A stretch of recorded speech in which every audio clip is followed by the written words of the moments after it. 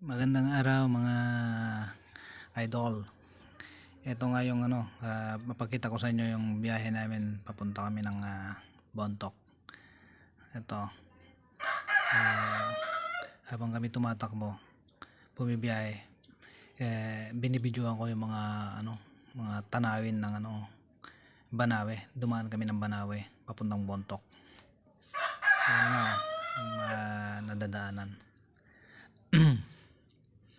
Hindi pa kami nakakarating ng yan sa may viewpoint, sa may sentro ng Banawe. Mga pa lang yan, mga nadadaanan pa lang na ayan ang gaganda ayan, ang ganda talaga ng mga nadaanan namin, mga views.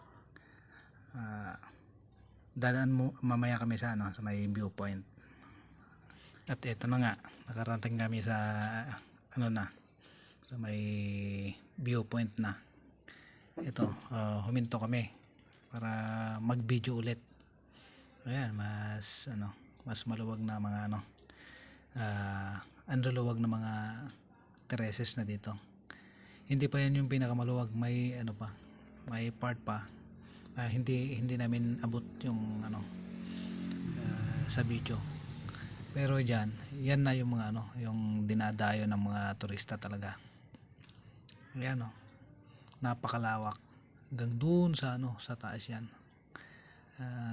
Ang gaganda ng mga pagka niya, hagdang pala yan.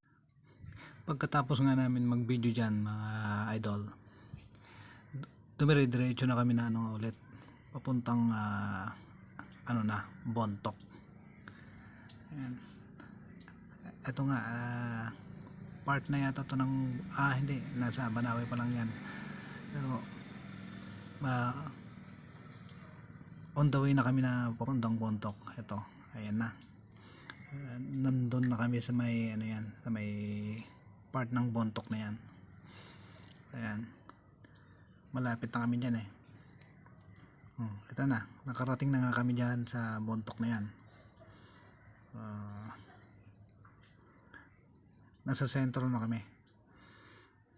Ayan yung hindi ko masyadong nakuhanan ng magagandang anggulo yung yung sentro ng Bontoc. Yan nga mga idol, nandyan na kami sa sentro ng Bontoc niyan. Ayan yung Bontoc Mountain Province. Hindi rin kalayuan dito yung Sagada. Ilang minuto lang yun, tatakbuhin ng sasakyan papuntang Sagada rin. Pero ito nga, may pinuntahan kami dito sa may Bontoc. Saka na lang siguro kami pupunta dyan sa Sagada. So hanggang dito na lang mga idol, sa susunod naman na mga video. Okay, bye bye.